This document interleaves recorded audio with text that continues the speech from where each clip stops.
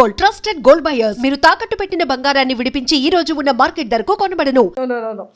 So ఏదైనా అలా ఏదైనా మాతో వచ్చినటువంటి మంచి పేరుతో మీరు పేరుతో కర్లీ హెయిర్ తో ఉన్న మోజీని ఒకటి ఇంట్రడ్యూస్ చేయండి. చేద్దాం.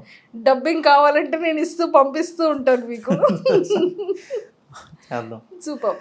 సో ఫైనల్ గా సో నా పేరుతో మంజుష అన్న పేరుతో ముందుకు ఏదైనా ఒక మంచి టైటిల్ తో నన్ను కూడా ఇంట్రడ్యూస్ చేయండి. చేద్దాం. కానీ ఆ మోజీకి కర్లీ హెయిరే ఉండాలి. ఓకేనా? దాన్ని ఫేమస్ చేసి అప్పుడు నేను ఇంటర్వ్యూ చేస్తాను మిమ్మల్ని. అబ్బాయి ఎలా అయినా ఫేమస్ అవ్వచ్చేమో, నేను చూద్దాం. మీరు ఫేమస్ అండి, నాకన్నా ఫేమస్ అండి. నేను తెలియని వాళ్ళకి కూడా మీరు తెలుసు కదా, చాలా ఇంటర్వ్యూలు చేశారు కదా. Thank you. సో మొత్తానికైతే స్క్రిప్ట్ని అంటే రియల్గా రియాలిటీగా జరిగినటువంటి వాటిని చేస్తున్నారు. ఇప్పుడు ఫిల్మీ మోజ్ నెక్స్ట్ స్టెప్ ఏంటి? నెక్స్ట్ ఇప్పుడు నెక్స్ట్ మిడిల్ క్లాస్ మంకీ చేస్తామని చెప్పకండి. అది ఎప్పుడు జరుగుతూ ఉంటుందండి. మనకి వైబ్ మ్యాచ్ అవ్వకపోతే మార్చేస్తూ ఉంటాం. వైబ్ ఉంది అమ్మో, ఈ సాంగ్ మీకు సెట్ అయింది. వైబ్ అంటే కథకి.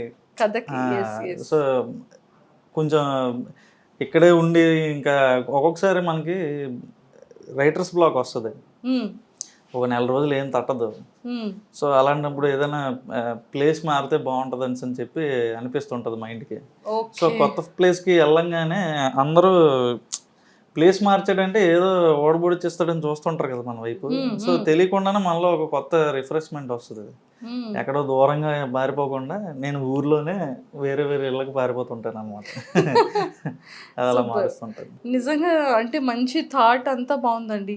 సో మీది మీకు వన్స్ సక్సెస్ స్టార్ట్ అయ్యి వ్యూవర్షిప్ స్టార్ట్ అయ్యేటప్పుడు ఆ ఇనీషియల్ స్టేజెస్లో మీ ఫీలింగ్ ఏంటి? అండ్ ఇనీషియల్గా మీరు స్టార్ట్ చేసేటప్పుడు ఎంత ఇన్కమ్తో స్టార్ట్ అయింది? సో బేసిక్గా ఇది స్టార్ట్ చేసింది కార్తిక్ చిర్రా అని. సో ఏదైనా అంటే 5 సంవత్సరాలు 6 సంవత్సరాలు ఇప్పుడు అవుతుంది. ఇంతకాలం దీన్ని ఇలాగా ఇదే లెగసీతో ముందుకు నడిపించడానికి కారణం అయితే అతనే. సో నేను ఫస్ట్ ఏది స్టార్ట్ చేసినప్పుడు చెప్పిన కథ దగ్గర నుంచి ఈ రోజు వరకు కూడా అతను అలాగే ఎగ్జైట్ అవుతాడు. సో అంటే ఇది ఏమీ రూపాయి కూడా జనరేట్ చేయనప్పుడు ఎలాగైతే అతను ఎగ్జైట్ అయ్యాడో నేను చెప్పే కథలకి, ఈ రోజు కూడా అలాగే ఎగ్జైట్ అవుతాడు అనమాట. ఒకవేళ నేను చెప్పింది ఆడకపోయినా సరే, అంటే సరిగ్గా వ్యూస్ రాకపోయినా సరే, సో ఎందుకు రాలేదని ఒక డిస్కషన్ పెట్టుకుంటామే తప్ప దాని నెక్స్ట్ ఇంకోటి అలా మూవ్ ఆన్ అయిపోతాం అనమాట.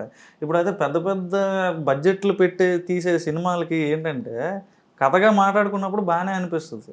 సో అది ఫైనాన్సర్లని అదేని ఆర్టిస్ట్ డేట్లని ఇలా మల్టిపుల్ ఇవి వచ్చేసరికి అది ఎక్కడో దగ్గర నలిగిపోతుంది కదా. సో ఇక్కడ నాకున్న ఫ్రీడమ్ ఏంటంటే నేను ఏదైతే ఫీల్ అయ్యానో, సో మేము ఎక్కడ కమర్షియల్స్ గురించి ఎప్పుడు మాట్లాడుకోం అనమాట. ఇది వీడియో నుంచి మనం ఎంత లాగేయాలి, ఎంత వ్యూవర్షిప్ లాగేయాలి, ఇలా ఎప్పుడూ ఉండదు అనమాట. రీసెంట్గా కీర్తిశేషులు అని ఒక సిరీస్ చేస్తున్నాం అనమాట. ఇప్పుడు రన్నింగ్లో ఉంది ఆ సిరీస్. అది కేవలం ఏంటంటే చనిపోయిన తర్వాత ఎలా ఉంటుంది అని చెప్పడమే. యాక్చువల్గా మాది కామెడీని మెయిన్ టార్గెట్ కింద చేస్తాం అనమాట.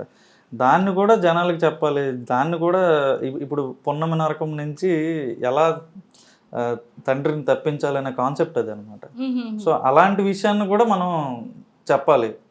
సో చాలామంది చనిపోయిన తర్వాత గురించి మాట్లాడడానికి ఇష్టపడరు.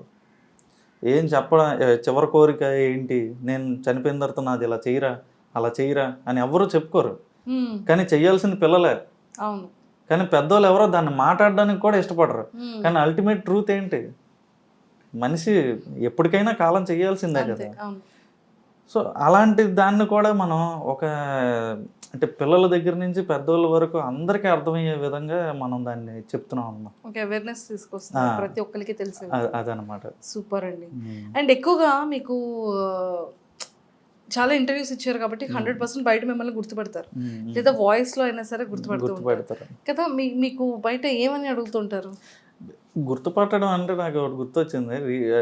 ఒక 1 year బ్యాక్ మా ఫాదర్ నాకు చిన్న సర్ప్రైజ్ ఇచ్చారండి. విజయనగరంలో బ్లైండ్ స్కూల్లో నా బర్త్డేకి